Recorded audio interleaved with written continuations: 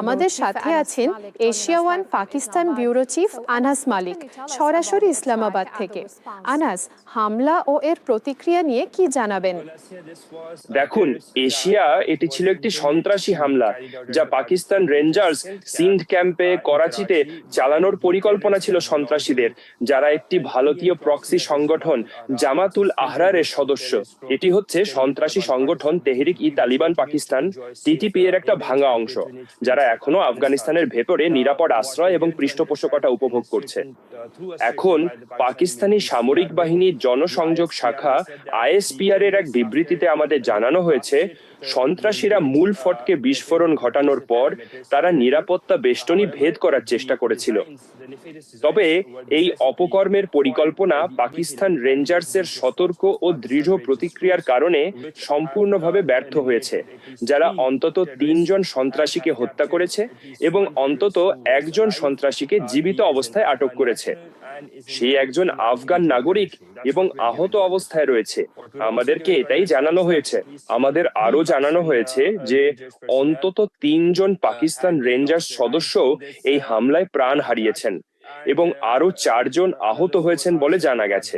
এখন পাকিস্তানি সামরিক বাহিনী তাদের প্রেস বিজ্ঞপ্তিতে বলেছে যে স্যানিটেশন অপারেশন পরিচালিত হচ্ছে, যাতে তারা যাদের ভারত সমর্থিত সন্ত্রাসী বলে দাবি করছে তাদের নির্মূল করা যায় এবং পাকিস্তান নিরাপত্তা বাহিনী ও আইন শৃঙ্খলা রক্ষাকারী সংস্থাগুলোর অধীনে আজাম ই ইস্তেকাম ভিশনের আওতায় একটি নিরলস সন্ত্রাস বিরোধী অভিযান শুরু হয়েছে এবং পাকিস্তান সম্পূর্ণ গতিতে উদ্ধৃতি শুরু বিদেশি চিহ্নিত এবং বিদেশি পৃষ্ঠপোষকতায় ও বিদেশি সহায়তায় পরিচালিত সন্ত্রাসবাদকে দেশ থেকে মুছে ফেলতে কাজ চালিয়ে যাবে, উদ্ধৃতি শেষ।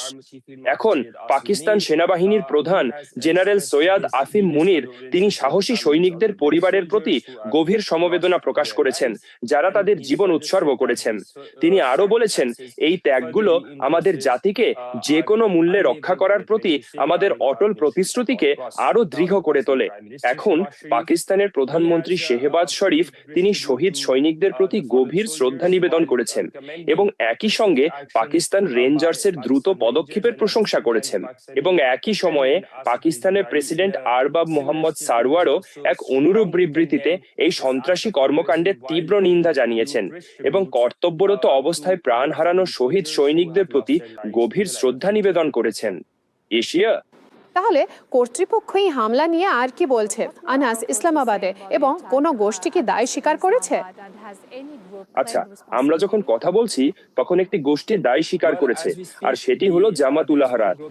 এটি তেহরিক-ই-তালিবান টিটিপির একটা ভাঙা অংশ, যারা এখনো আফগানিস্তান থেকেই নিরাপদ আশ্রয় এবং পৃষ্ঠপোষকতা পেয়ে যাচ্ছে। সেই প্রেক্ষাপটে হামলার দায় স্বীকার করা হয়েছে এবং একটি বিবৃতিতে জামাতুল আহরার বলেছে তাদের আত্মঘাতী ইউনিট বা আত্মঘাতী বোমা হামলা ইউনিটের একজন এই হামলার দায় স্বীকার করেছে। তবে যা এখনো স্পষ্ট নয় তা হলো এই হামলার পেছনের উদ্দেশ্য কি ছিল, এই ঘটনার মূল কারণ।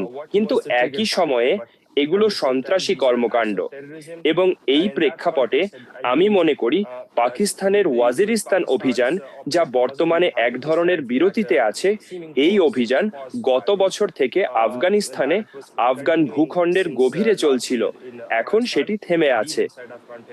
আমার মনে হয় এটা খুব সম্ভবত একে অপরের সঙ্গে গভীরভাবে জড়িত এবং একই সঙ্গে কর্তৃপক্ষরা অঙ্গীকার করেছে যে তারা সন্ত্রাসবাদের এই বিপদ পুরো দেশ থেকে নির্মূল না করা পর্যন্ত থামবে না।